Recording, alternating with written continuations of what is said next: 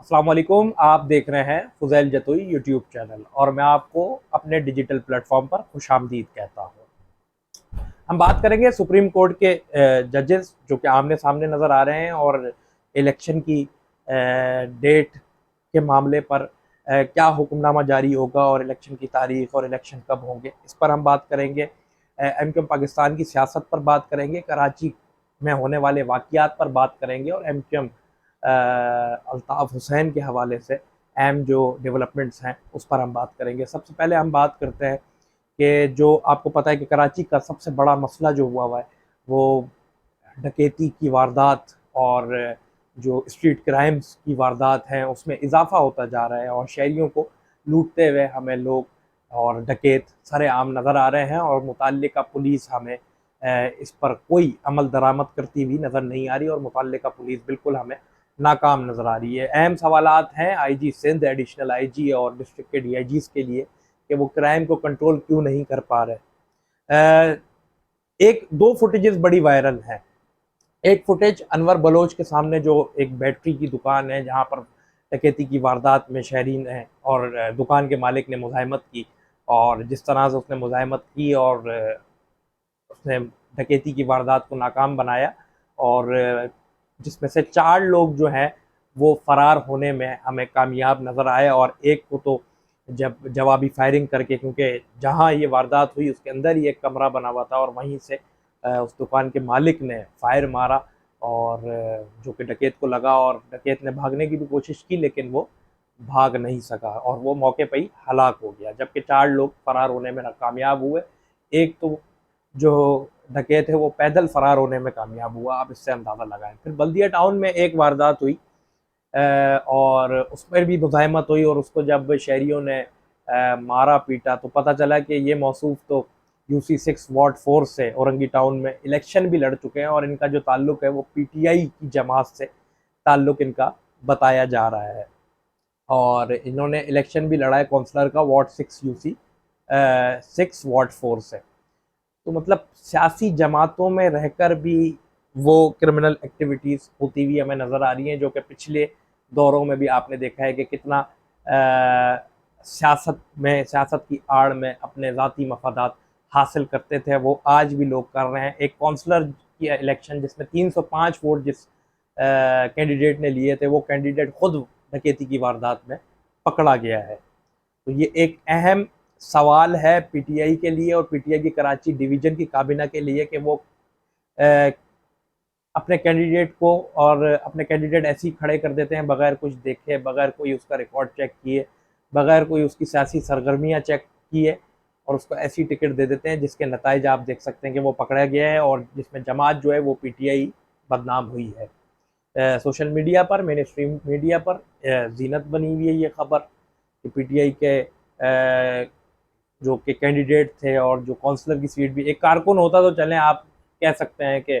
एक कारकुन था, लेकिन वो तो उसको तो टिकट भी दिया गया है पीटीआई की जानिब से और वो बल्दियाती इलेक्शन भी लड़ा है और वो पकड़ा गया डकैती की वारदात में। फिर यहाँ मुज़ाहमत हुई है और ऐसे सैकड़ों की तादाद में रोज़ वारदातें होती हुई हमें नज़र आ रही हैं और जिसमें अब तो शहरी जो हैं वो मुज़ाहमत भी करते हुए हमें नज़र आ रहे हैं और दो माफियाज बड़ी उरूज पे चल रही हैं, एक हाथ फैलाकर लूटने वाली और एक पिस्टल दिखाकर लूटने वाली। ये दो माफियाज हैं जिस पर अगर कोई अगर आवाज़ बुलंद कर रहा है हाथ फैलाने वाली माफिया के खिलाफ तो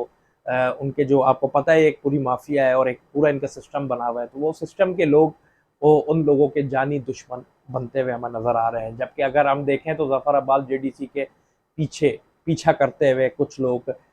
नज़र आए और सीसीटीवी में वो वाज़े तौर पर देख सकते हैं कि किस तरीके से उनको उनकी रेखी करते हुए लोग नज़र आ रहे हैं। तो अल्लाह सबको अपने हिफ्ज़ अमान में रखे, हम तो यही दुआ कर सकते हैं। लेकिन इस शहर में कोई महफूज नहीं है, वो अगर पुलिस का आला अफसर ही क्यों ना हो, वो पुलिस ही क्यों ना हो, पुलिस भी अब महफूज नहीं है क्योंकि जिस तरह से दिन दहाड़े लोग वारदात का निशाना बनते हुए नज़र आ रहे हैं और हमारी जो रियासत है और मुतल्लिका पुलिस है वो हमें मुकम्मल तौर पर नाकाम नज़र आ रही है। अब हम आगे बात करते हैं कि कामरान टिसोरी साहब ने इमरान खान के हवाले से ये कह दिया है कि इमरान खान गद्दार हैं और वो मुल्क के ख़िलाफ़ और अफवाज पाकिस्तान के ख़िलाफ़ मुहिम चला रहे हैं और उनको गद्दार डिक्लेयर कर दिया गया है गवर्नर सिंध कामरान टिसोरी की जानिब से। सही है, आपने गद्दार डिक्लेयर तो उनको कर दिया। अब आप इनके खिलाफ आर्टिकल 6 के तहत जाए ना कोर्ट, क्यों नहीं जा रहे अदालत? अदालत जाएं, क्योंकि अल्ताफ़ हुसैन के लिए भी फैसल सजवारी साहब आर्टिकल 6 के तहत अदालत गए थे और अदालत में जाकर उन्होंने कहा था कि इनको फांसी दे दी जाए। फैसल सजवारी गए थे, जबकि फारूक सत्तार थे उस वक्त के सरबरा, और फारूक सत्तार साहब का तो कहना है कि मुझे तो पता ही नहीं था। मतलब शाह से ज़्यादा शाह के वफादार जो बने हैं वो आप इनके लिए भी फिर बने, कोई हिकमत अमली जोड़े। जब ये गद्दार हैं तो वो तो माफ़ी भी मांग चुके थे। जो भी उनके जज्बाती अंदाज में उन्होंने जो तकरीर की उसका तासुर गलत लेके जाया गया, या उन्होंने सच में पाकिस्तान के मुखालिफ बात की थी अगर, तो वो तो माफ़िया मांग चुके हैं। यहाँ तो पूरी मुहिम सोशल मीडिया पर चल रही है, ट्विटर पर चल रही है, और वो खुद पार्टी के सरबराह जो हैं वो खुद मुंह से सरबराहों के नाम ले लेके उनको तस्वीर का निशाना बना रहे हैं। यहाँ तो कोई कुछ नहीं हो रहा, ना उस सरबराह के खिलाफ कोई कार्रवाई हो रही है, ना उनको कलअज़म करार दिया जा रहा है। कैमरा ने उनके ऊपर पाबंदी लगाई भी तो वो अदलिया से उनको रिलीफ मिल गया, और ये तासुर दिया जा रहा है कि अदलिया इमरान खान की सपोर्ट में है, और अदलिया और इस्टेब्लिशमेंट का जो है वो आपस में तकरार है। अब इसमें कितनी सदाकत है कितनी नहीं, ये बात करते हैं। अब हम आगे बात करते हैं कि फारूक सत्तार साहब कह रहे हैं कि मरदमशुमारी जो कि सिंध हुकूमत की जानिब से की जा रही है, इसको हम मुस्तरद करते हैं। ये तो मैं आपको पिछले व्लॉग्स में बता चुका हूँ कि कराची की आवाम को 2 करोड़ से ज़ायद नहीं गिना जाएगा। और उनका कहना है, हुकूमती नुमाइंदों का कहना है, जो सरबराह हैं हुकूमत के, उनका ये कहना है कि 50% मरदमशुमारी जो हो चुकी है, मतलब 50% हो चुकी है, वो कितनी हुई है? 80 से 85 लाख। आप उसको डबल कर दें तो 1 करोड़ 60, 1 करोड़ 70 लाख, मतलब अगर आप 2 करोड़ भी लगाएं तो 2 करोड़ की आबादी से ज़्यादा नहीं दिखाया जाएगा। पिछले व्लॉग्स में हम बता चुके हैं, और मुख्तलिफ सहाफ़ी भी इस पर बात कर रहे हैं, और मुख्तलिफ सहाफ़ी भी आपको ये चीज़ बता रहे हैं कि हुकूमत 2 करोड़ से ज़्यादा, और पीपल्स पार्टी जो है वो 2 करोड़ से ज़्यादा मरदमशुमारी कराची की आवाम को नहीं गिना जाएगा। ये मैं आपको बता रहा हूँ। इस पर आप कह रहे हैं कि हम मुस्तरद करते हैं, जिस पर फारूक सत्तार साहब ये तो कह दिया उन्होंने कि मुस्तरद करते हैं, लेकिन वफाकी हुकूमत का भी हिस्सा बने हुए हैं, अभी सूबाई हुकूमतों का भी हिस्सा बने हुए हैं। ये मुस्तरद तो आप कर रहे हैं, और आप मुतालबा क्या कर रहे हैं कि मौजूदा जो डिजिटल मरदमशुमारी है इसको सही तरह से किया जाए। और ये ख्वाहिश भी हमें नज़र आ रही है मुस्तफ़ा कमाल के, फारूक सत्तार की, के ये चाहते हैं कि हम हुकूमत से अलहदा होकर हम इनके खिलाफ एहतजाज करें और सड़कों पर निकलें, जबकि वजारतें नहीं छोड़नी। आप वजारतें छोड़ दें, अगर आप कराची की आवाम के साथ इतने सच्चे हैं, इतने वफादार हैं, तो आप वजारतें छोड़ें। आप बयानबाजी तो बहुत अच्छी करते हैं, और ये रिवायत रही है बयानबाजी करना। और फारूक सत्तार साहब ने फिर एक बयान ये जारी कर दिया कि हम मुस्तरद करते हैं, और हम कैसे मान लें कि हुकूमत चाहती है, जिस पर नासिर हुसैन शाह साहब का कह दिया है कि फारूक सत्तार साहब बहुत गंद हो चुका, अब आप भलाई की सियासत करें। मतलब सूबाई हुकूमत तो यही समझती है कि गंद करने वाली जो है जमात वो एमकेएम पाकिस्तान है, तभी नासिर हुसैन शाह कह रहे हैं कि बहुत गंद हो चुका, आप भलाई की सियासत करें। तो आप तो इनके साथ रहे हैं, आपके अच्छे मरासिम में आपको डिस्ट्रिक्ट के एडमिनिस्ट्रेटर, कराची का एडमिनिस्ट्रेटर मिला हुआ है, फिर 2 डिस्ट्रिक्ट के एडमिनिस्ट्रेटर मिले हुए हैं, फिर वफाकी हुकूमत में अगर देखा जाए तो आपको गवर्नर मिला हुआ है, और दूसरी वजारतें मिली हुई हैं। फिर फैसल सब्ज़वारी जो हैं, जो आजकल स्क्रीन से थोड़ा सा गायब हैं, वो ख़ुद वज़ीर हैं पोर्ट कासिम के, और पोर्ट कासिम के 80 जो मुलाजमीन थे वो उनको निकाल दिया गया था, जिस पर ये वो लोग कोर्ट गए, तो कोर्ट में फिर ये कह रहे हैं कि हम 150 मुलाजमीन को फिर लगवाया भी है फैसल सब्ज़वारी ने, ये इंकशाफात भी हो रहे हैं। तो मतलब वजारतें नहीं छोड़नी है, मरात नहीं छोड़नी, फ़ंड्स जो आ रहे हैं वो नहीं छोड़ने हैं, और इस तरह की बयानबाजी भी करनी है। तो ये 2 चीज़ें जो हैं, ये 2 एक काम हो सकता है, या तो आप अपने शहर के साथ सच्चे हैं, वफ़ादार हैं, कराची का दर्द रखते हैं, आप वज़ारतें छोड़ें, सड़कों पर आएँ। और अब तो कारकुनान भी इनके सवाल,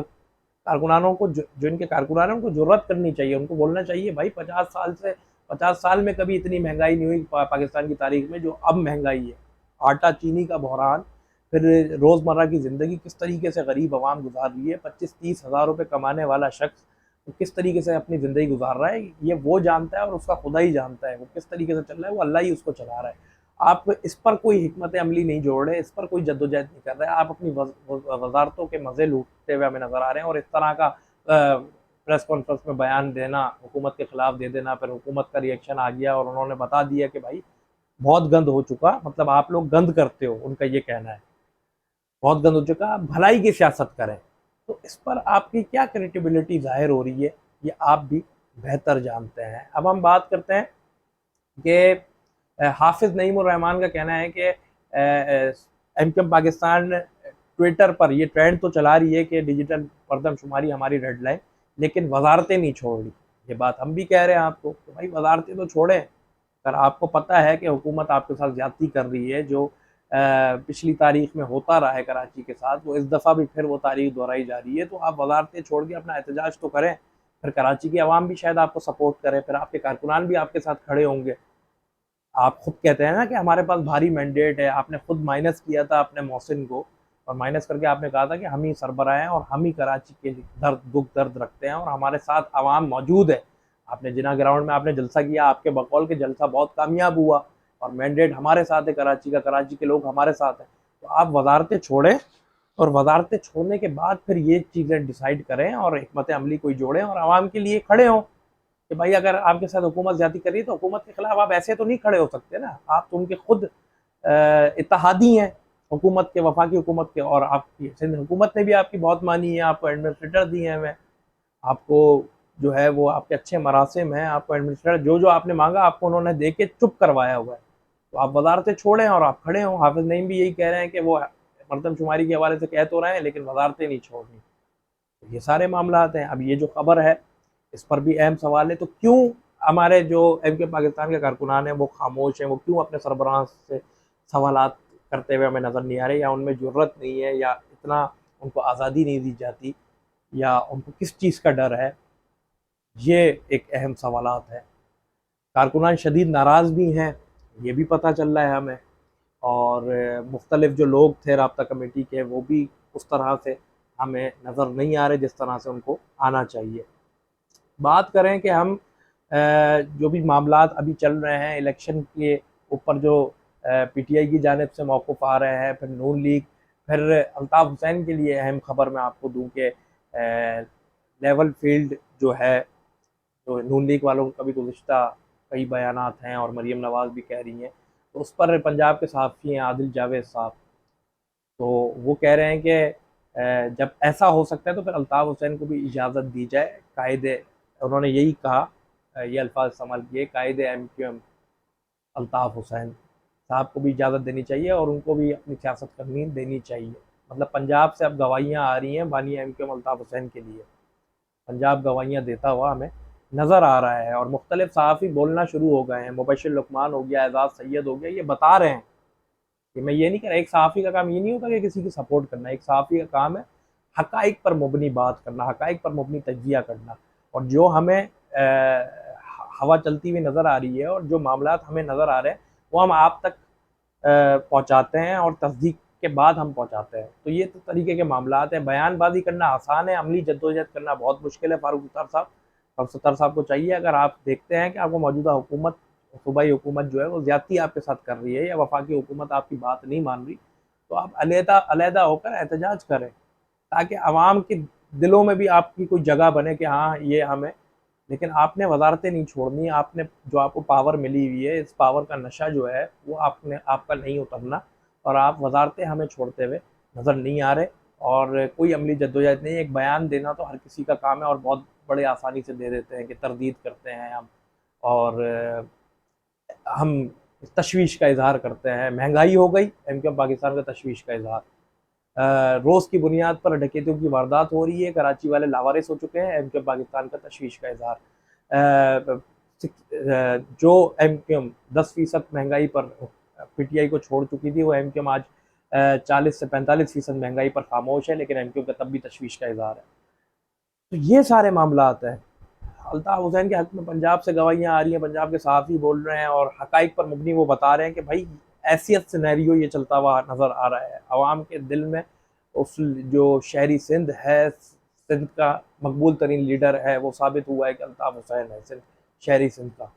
सिंध के शहरी इलाकों का, और बड़ी फ़ैन फॉलोइंग है। ये पंजाब के सहाफ़ी कह रहे हैं, चाहे वो मुबशिर और मोस्ट सीनियर सहाफ़ी हैं। फिर आप इस तरह की बयानबाजी कर रहे हैं, फिर ये सारे मामलात हमें होते हुए नज़र आ रहे हैं। इलेक्शन की तारीख का क्या अमल